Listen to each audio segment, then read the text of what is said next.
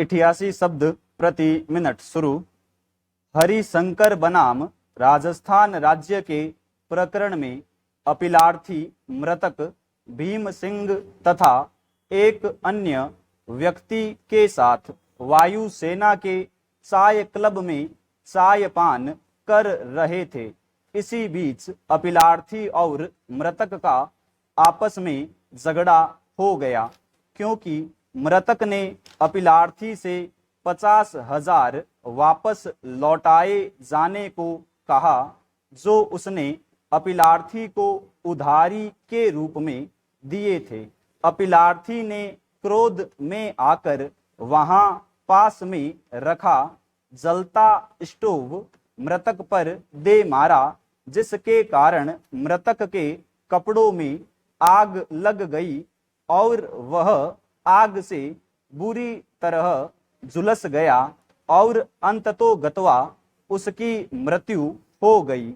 अपीलार्थी की ओर से यह दलील दी गई कि अचानक आवेश में आ जाने के कारण उसने स्टोव उठाकर मृतक पर फेंका था, अतः यह उसके द्वारा उतावलेपन से किया गया लापरवाही का कृत्य मात्र था, जो धारा 304 के अंतर्गत दंडनीय है। लेकिन उच्च न्यायालय ने अभियुक्त की दलील को नामंजूर करते हुए उसे धारा 302 के अंतर्गत हत्या के लिए दोष सिद्ध किया।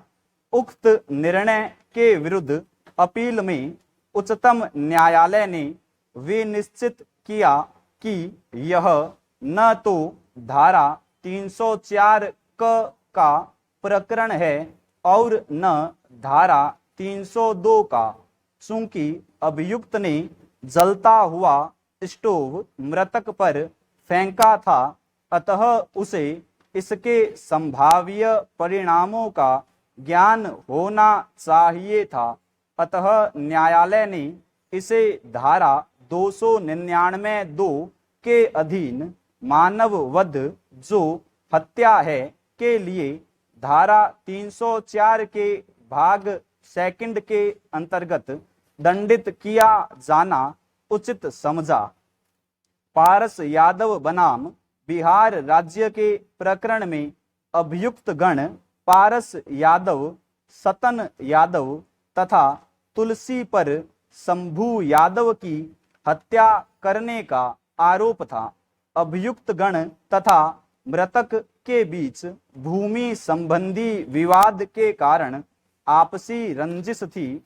अभियुक्तों ने मृतक को जब वह साइकिल से जा रहा था रोका और घेर कर मारपीट की तथा पारस ने मृतक के पेट में छुरा भोंक दिया। घायल अवस्था में मृतक द्वारा पुलिस को इस घटना के बारे में अभिकथन किया।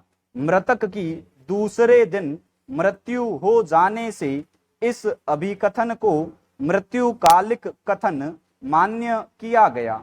सत्र न्यायालय ने पाया कि मृत्युकालिक कथन की संपुष्टि चिकित्सीय साक्ष्य तथा अन्य साक्ष्यों के कथनों से होती है। अतः सत्र न्यायालय द्वारा अभियुक्त क्रमांक 1 को भारतीय दंड संहिता की धारा 302 तथा अभियुक्त क्रमांक 2 व 3 को धारा 302/34 के अंतर्गत आजीवन कारावास से दंडाधिस्त किया, जिसकी उच्च न्यायालय द्वारा पुष्टि की गई।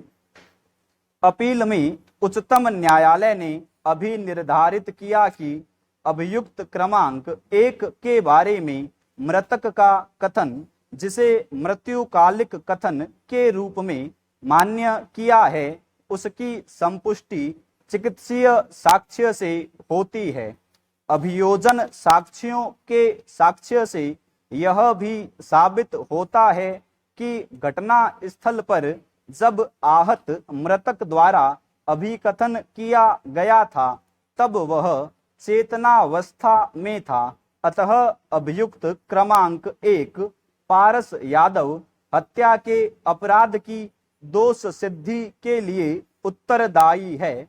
उनकी दोष सिद्धि तथा दंडादेश की पुष्टि की गई, लेकिन उच्चतम न्यायालय ने अभियुक्त क्रमांक 2 व 3 के संबंध में यह पाया कि उनके द्वारा इस घटना में निभाई गई भूमिका के बारे में मृत्युकालिक कथन में विसंगतियां हैं। इसके अलावा ऐसा कोई प्रत्यक्ष साक्ष्य नहीं है जो उनको अभिकथित अपराध में आलिप्त करता हो, इसलिए उनकी दोष मुक्ति उचित थी।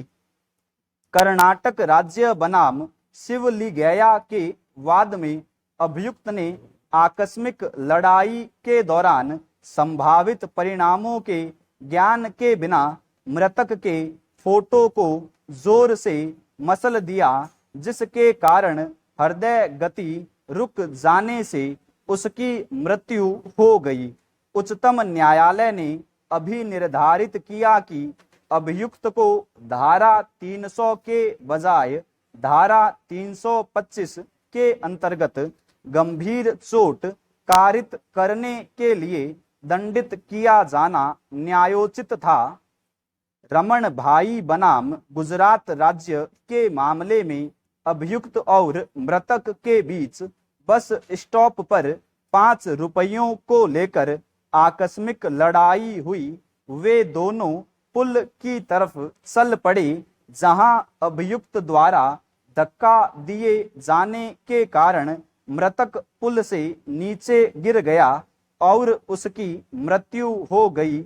अभियुक्त को धारा 304 के भाग 2 के अंतर्गत आपराधिक मानव वध, जो हत्या नहीं है, के लिए दंडित किया गया, न कि हत्या के लिए। स्टॉप।